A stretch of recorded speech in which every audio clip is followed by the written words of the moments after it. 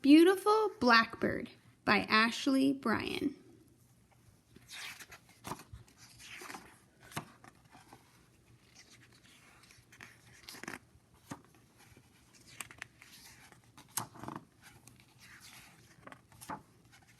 A long, long time ago, the birds of Africa were all colors of the rainbow. Clean, clear colors from head to tail. Oh, so pretty, pretty, pretty. Back then, though, birds had no marks of black on their feathers. From the tops of their heads to the tips of their tails, no markings of black. Whether large or small, Blackbird was the only bird who had it all. One day, Ringdove called the birds to a festival in the forest. He asked them all to meet by the lake where he lived. Birds flew in from all over. With a flip-flop flapping of their wings and a whirring stirring of the air, they flew down to the lake from everywhere. The birds' colors were mirrored in the waters. They were red, green, yellow, purple, orange, and blue, pink, then black, Blackbird. Blackbird too. Ringdove called, "Cuckoo-roo! Coo-ca-roo! I've a question to ask of you. Who of all is the most beautiful?" The colored birds never even raised a wing. They raised their beaks and began to sing. Blackbird stands out the best of all. Blackbird is the most beautiful. His feathers gleam all colors in the sun. Blackbird is the most beautiful one. The birds circled Blackbird in a beak and wing dance, singing, "Beak to beak, peck, peck, peck. Spread your wings, stretch your neck. Black is beautiful, Black is beautiful, They broke out of the circle for the show claws slide. Tip, tap, toe to the left, spin around.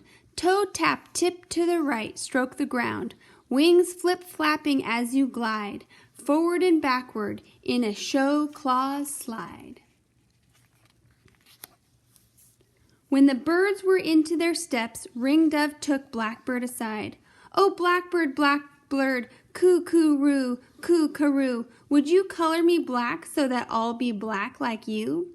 My neck is plain, and that's a shame, 'cause Ringdove is my given name." Blackbird said, "Color on the outside is not what's on the inside. You don't act like me, you don't eat like me, you don't get down in the groove and move your feet like me, but come tomorrow to the sun-up dance. I'll brew some blackening in my medicine gourd, then I'll swing a ring around your neck to go with your name." The next day the birds gathered. Blackbird stirred the blackening brew in his medicine gourd. He stirred it round and round. Then he dipped his feather brush into the pot. With his free wing he spun Ringdove around, holding his brush to Ringdove's neck. Ringdove sang, "Coo-coo-roo, coo-ca-roo, see what a swinging ring of black can do?" Blackbird bowed to the crowd as a chirping rose. "Ringdove's black is beautiful, beak to beak, peck, peck, peck. He's just like Blackbird around the neck. Oh, Blackbird, can we have some of that blackening too? We all need what your black can do. You're such an artist with your feather brush. A touch of your black will be good for us." Blackbird said, "Tomorrow I'll mix the rest of my black roots in a larger medicine gourd. I'll give what I can give until it all gives out." The birds danced a sundown dance. They went to nest. All through the night the birds dreamed of black. Black markings on the head, tail, wing, front or back. Oh, black is beautiful, black, black, black. Birds rose at sunup and took to their wings. Oh, way up high their colors filled the sky. With a flip-flop flapping of their wings, a stirring, whirring of the air, they flew down to the lake from everywhere. Ringdove carried Blackbird's large gourd and set it down.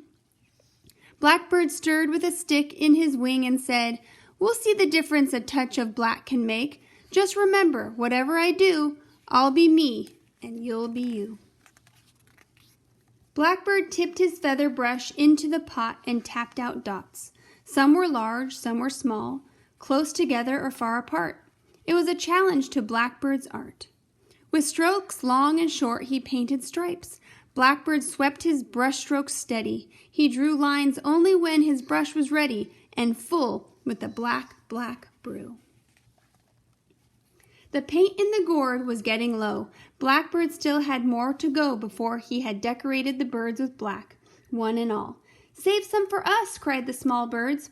"We've been in line and we were on time. We won't step back till we get a touch of black, too. Uh-huh, uh-huh." Ringdove tipped the gourd. Blackbird slipped his brush way, way in. He brushed the rest of the birds with marks and arcs.